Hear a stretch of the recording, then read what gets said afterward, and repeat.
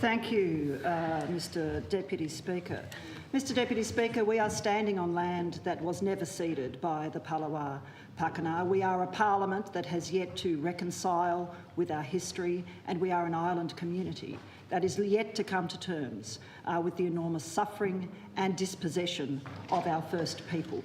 And I want to acknowledge in my first substantive contribution in this second session of the Parliament, Aboriginal elders past, present and emerging, and commit the Tasmanian Greens to working towards true reconciliation, the return of lands and a treaty with the First People of Tasmania. Mr Deputy Speaker, it is hard to listen to the contributions of the Premier and the Leader of the Opposition in the frame of the student strike for climate that happened here on the Parliament lawns last Friday. When we talk about the state of the state, yes, there is much to celebrate, and yes, we are blessed to live on this island as Tasmanians. But let's be frank, Mr Deputy Speaker, it is not all rosy. Mr Deputy Speaker, Tasmania is a state that is grieving. We are a state that is enduring the trauma of remembering, again because of the events of last Friday in New Zealand, the horror of the Port Arthur massacre. We are a state that is grieving after the bushfires that wiped out more than 3% of this island's landscape, Mr Deputy Speaker. We are a state where young people are kept awake at night in fear over the future, where young people say to me and to Dr Woodruff, I couldn't sleep last night. I am so frightened about climate change.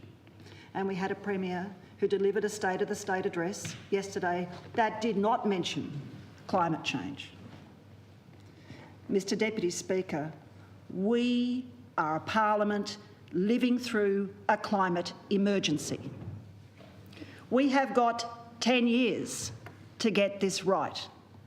Human beings, humanity, civilisation has 10 years to act very fast to turn this sorry ship around and make sure that the next generation of kids is not kept awake at night because the body politic in Australia is fiddling while the planet burns, Mr Deputy Speaker. Now, Mr Deputy Speaker, people know where the Greens stand on those key issues. People know we have a set of values that we stick to. And sometimes we'll make statements or we'll have policy positions that are ridiculed by our opponents in this place.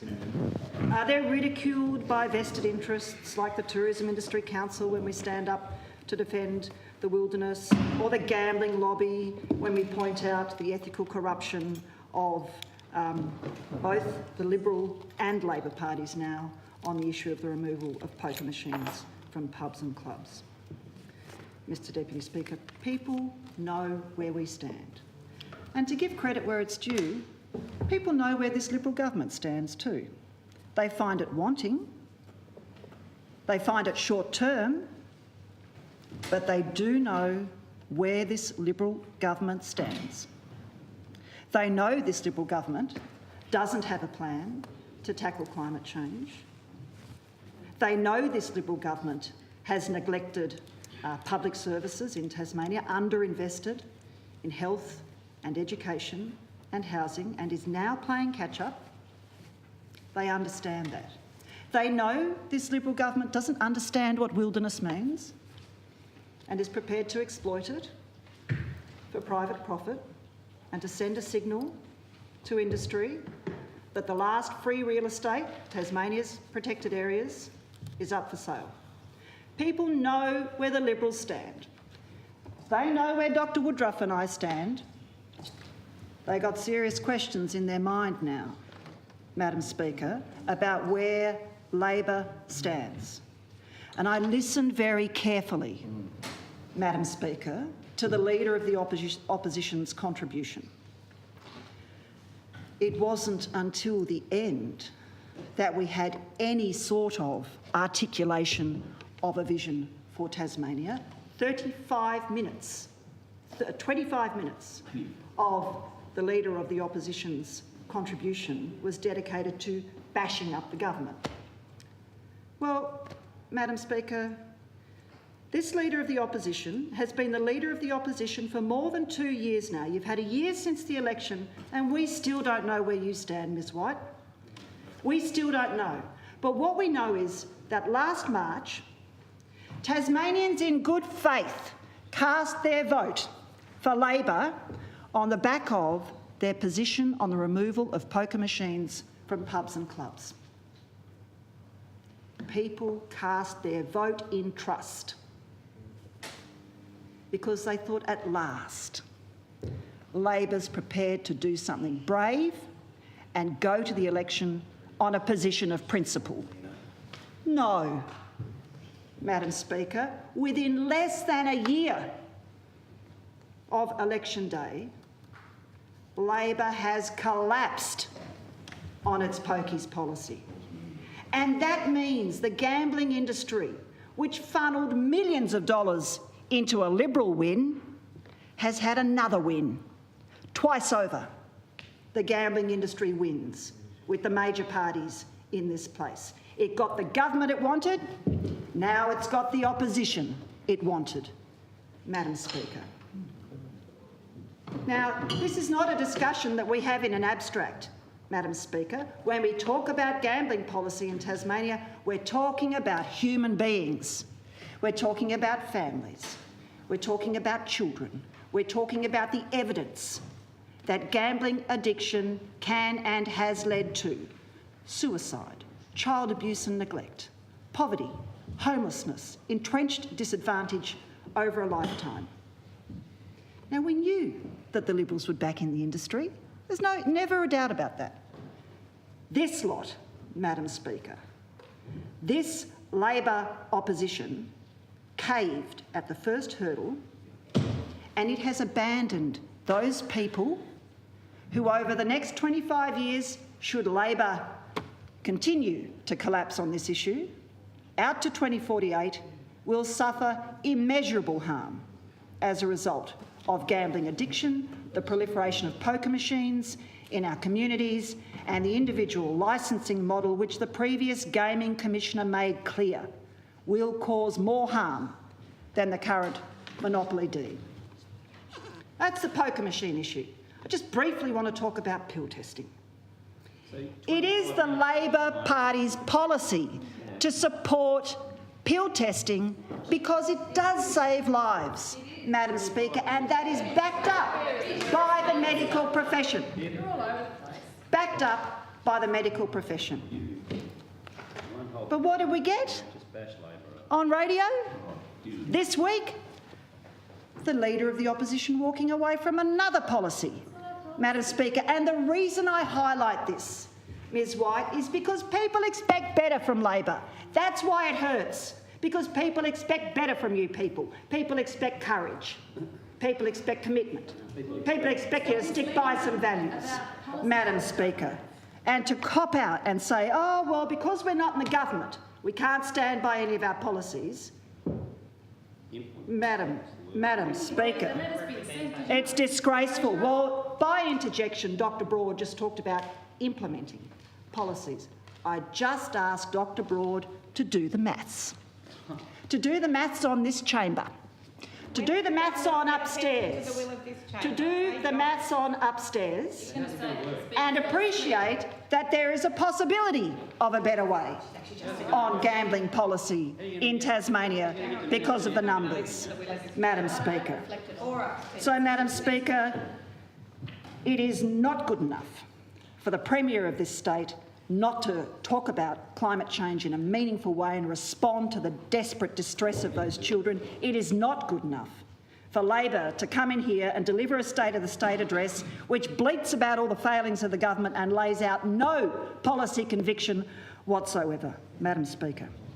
Madam Speaker, the Premier talks about Tasmania's time to shine. Mr Gutwin, the Treasurer, talks about the golden age. And we know, Madam Speaker, there is so much to celebrate about being Tasmanian. There is so much to look forward to as a Tasmanian. But let's be honest about the acute uncertainty we face as an island community. Let's be honest about the mental distress our young people are experiencing when they look at the pictures, for example, of the fires that are still burning in the Tasmanian Wilderness World Heritage Area, and what those children are enduring, what every informed, empathetic person on this planet is enduring, is a state of being that is now named as solastalgia. And solastalgia is a yearning, a grief for the loss of one's home. The young people who gathered on those lawns last Friday, they possibly can't name that feeling, but that's what they're experiencing. A sadness, an uncertainty, a grieving. And we share that grieving, Madam Speaker. But we're not going to stand up in this place and play petty politics. You snort, Dr. Broad. I look forward to your contribution on the state of the state and see if there's anything substantive in it. But we went to the election with a plan to tackle climate change, the only party that did, Madam Speaker. We went to the election with a plan to deal with the increased population Tasmania is experiencing, which will only accelerate as climate refugees seek cooler parts of the world in which to build a future for them and their families. Madam Speaker, we need to acknowledge the truth of solastalgia, and in our work in this place, send the strongest possible message to those young people that we not only hear them, we not only hear their raucous, inspiring demand for action, but that we are prepared to act on it. Madam Speaker, we are only a small island. This beautiful little green heart-shaped island at the bottom of the world. And it is not unreasonable for people to say, well, what difference can we make? Australians say that. In that great big country of coal-producing, rising emissions under a Liberal government, Australians say that too. But in this era of climate emergency, while we have this 10 years, Madam Speaker, we need to understand the importance of leadership. That's what those kids want. They want leadership. They want courage. They want pointers to action, because action equals hope. They want to know that this coming summer, they won't be looking at the burning of Gondwana, where more than 3% of Tasmania has burned, where people have lost their homes and their livelihoods, Madam Speaker. Now, I, like many Tasmanians who care about the wilderness, was hoping to hear something from the Minister for Parks about the situation and what has been lost, and we haven't heard it. So it is on the Greens now to lay on the parliamentary record some of the facts about the fires which are still burning in the Tasmanian Wilderness World Heritage Area. So with the support of the Tasmanian Greens, the Bob Brown Foundation and the Wilderness Society, Grant Dixon and Rob Blakers, wonderful Tasmanians, conservationists, photographers, made a low-level helicopter flight on the 23rd of February this year to document the extent and severity of the fires within the southern part of the Tasmanian Wilderness World Heritage Area. Contrary to the narrative that's being promulgated by some, Madam Speaker, Damage to Gondwanan values, especially rainforest and wet eucalypt forest, although not catastrophic, was extensive and locally severe. Alpine areas were burned, as was pure rainforest and large areas of rainforest understory beneath tall, wet eucalypt forest. Fire encroached on Huon, Kingbilly and Pencil Pine communities and crowned in some old eucalypt forests. Of even greater concern than the damage done, however, was that with ignition ubiquitous and widespread uncontrolled fires, all that stood between the incremental loss that eventuated and catastrophic loss was a hot, windy day. Madam Speaker, the recent fires burned upwind of the most important Gondwanan refuges that remain in Tasmania: Mount Anne, Mount Bobs, Federation Peak and the Eastern Arthurs, New River headwaters, the Duquesne Range, Mount Reid, the Tyndall Range, the Lower Gordon River and the entire Takina rainforest, from Huskisson River in the south and Rapid River in the north. In hot, dry, windy conditions, Madam Speaker, we have learned here in Tasmania in recent years that rainforest does indeed burn.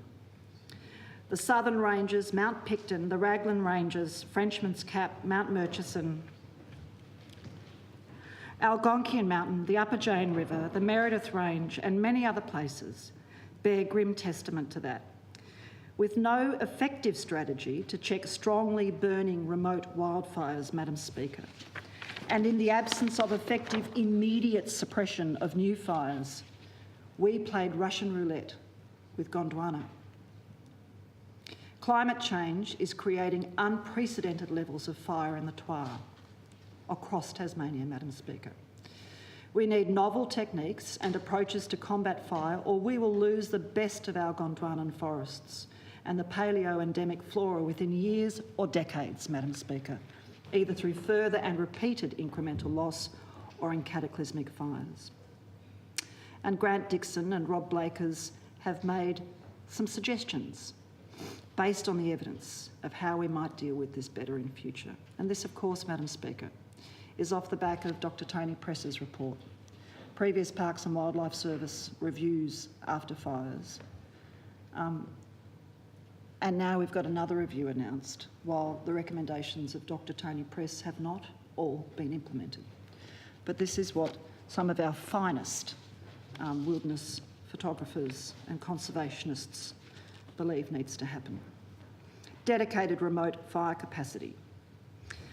They say while human life and private property is important and World Heritage rainforest and paleo-endemic Gondwanan communities are also important, it is not acceptable to sacrifice one to save another. It is a false equivalence, Madam Speaker. We're not being asked to make that choice and we shouldn't be. Of course, we always have to protect human life, Madam Speaker. But to tell you the truth, if it was a choice between a shack burning and Gondwana burning, you know, you can rebuild a shack, Madam Speaker.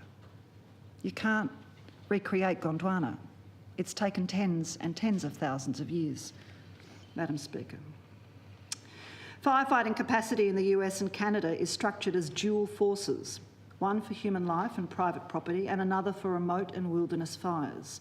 This system should be examined for Tasmania, with both wings of a statewide fire suppression response separately resourced and funded in order that they may both fulfil their two distinct and necessary charters. 2, we need a fleet of large amphibious water bombers. All of the recent fires were close to large bodies of water. The Gordon and Pedder impoundments, which were the Gordon and Pedder impoundments, Great Lake, Huon River, Lower Gordon River, the Pyman impoundment, the New River Lagoon, were all close to where fires were burning. Tasmania has abundant lakes and estuaries suitable for use by large amphibious water bombers such as the Canadian Bombardiers that can deliver up to 100,000 litres an hour and are routinely used in North America, Canada and Europe. Number 3, extensive use of real-time thermal sensors mounted in fixed-wing aircraft, both to detect new fires and to accurately monitor the spread of known fires. Current technology can map fire through smoke and at night. 4, nighttime and early daytime firefighting, when winds are typically less and temperatures are lower and humidity is higher.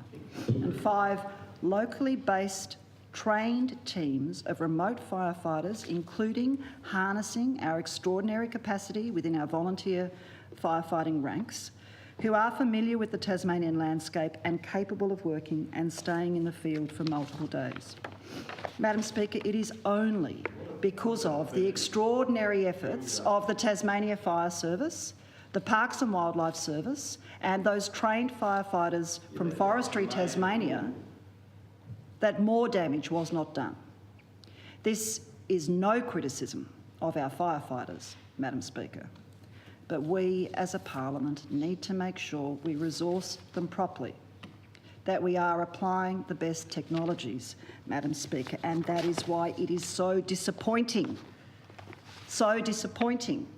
that a comprehensive, cost-neutral plan put forward by the Firefighters Union to tackle wilderness fires with a highly skilled and well-resourced remote firefighting capacity, that plan was ignored by government, and in the spirit of goodwill and out of a pressing need, personally, to know that this parliament will do better, I urge the Premier and the Minister responsible for the TFS to have another good look at that plan. We've committed to that.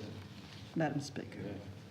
So, Madam Speaker, I did want to take the opportunity so that there is a proper public record of tabling some of the images taken by Rob Blakers and I believe Grant Dixon on the flight last month.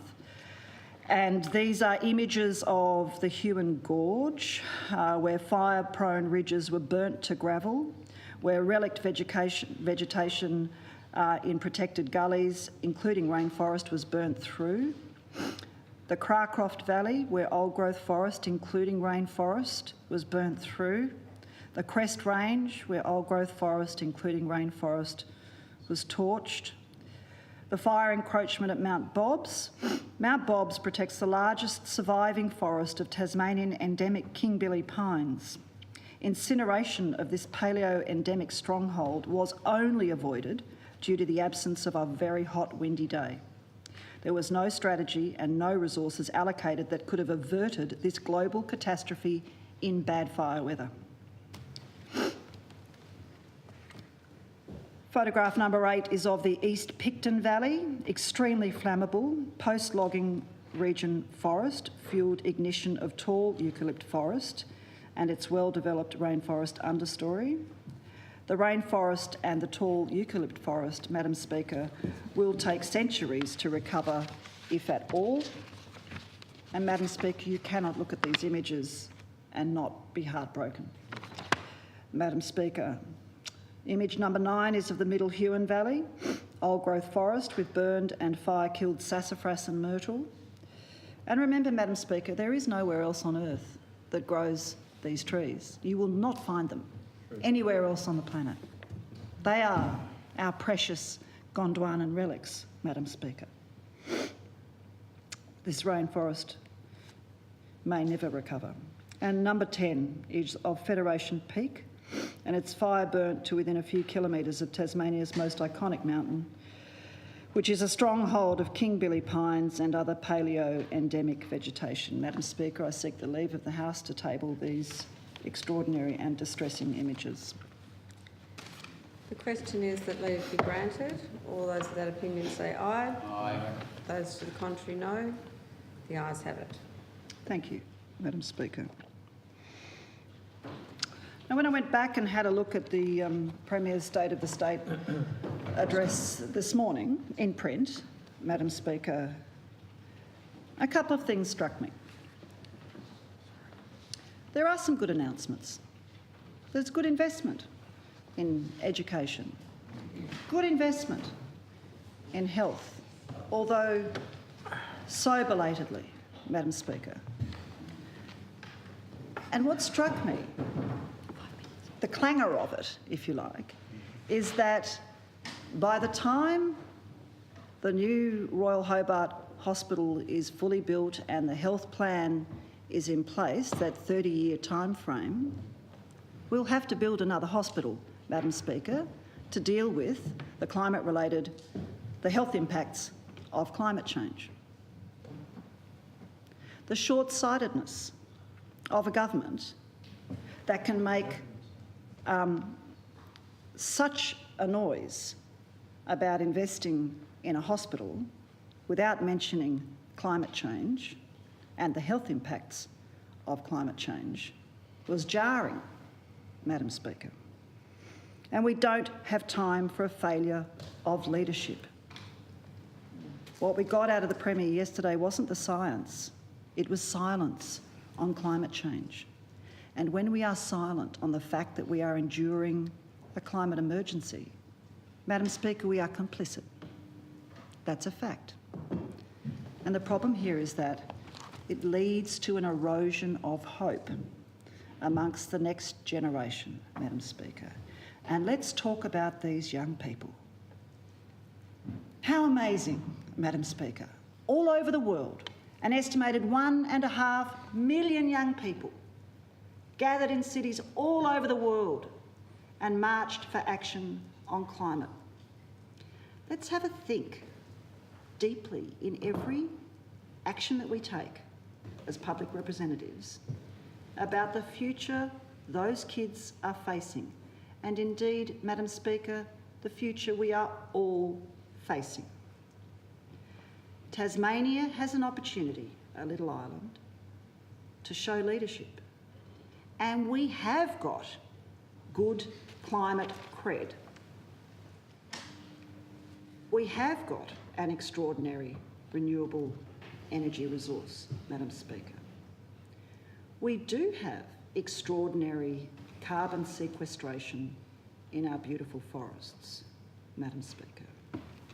What this Parliament should be telling those young people who met on the lawns last Friday and in Launceston at Princes Park, Madam Speaker, is that we are wholly committed to showing global leadership on climate. We will fully harness not only our hydro renewable resources, but solar and wind and energy efficiency. That we will invest in making sure Tasmanians who are socio-economically disadvantaged have energy efficiency upgrades in their house that not only make them healthier, Madam Speaker, but they lower our emissions footprint and bring down the cost of living for those Tasmanians, Madam Speaker. We can show leadership, Madam Speaker. We have a community just down the road here of some of the world's best climate scientists. We've got more PhDs and doctorates per capita than any other capital city in the country. Right on our doorstep, we have a knowledge bank, Madam Speaker, of scientists, which is the envy of many parts of the world. UTAS, IMAS, the Antarctic Division, CSIRO, Madam Speaker, we are truly blessed with a knowledge bank of global significance here. Let's harness that, Madam Speaker.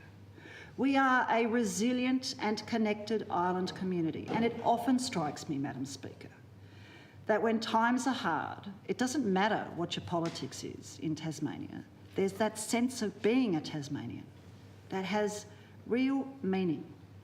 It's a tangible positive of being part of an island community. We are capable of the most extraordinary innovation and entrepreneurship and creativity and compassion. Let's harness that for those kids who met on the lawn last Friday. Madam Speaker, how could I be at the rally when I was at the Honour Roll for Tasmanian Women lunch? Like your leader, Ms White. Dr Woodruff was there and so was Senator Nick McKim. And I was at the last climate march. But you've made your point by interjection. I had accepted an invitation to attend the Honour Roll of Women lunch long before the climate march date was announced. Did you attend the march? That's good. Should have taken your leader along. On a roll. Is there What's that? I went Why too. didn't you go to Women's on a roll, I think? Priorities, I guess. Madam Speaker, we have passionate young people. Stop being that guy.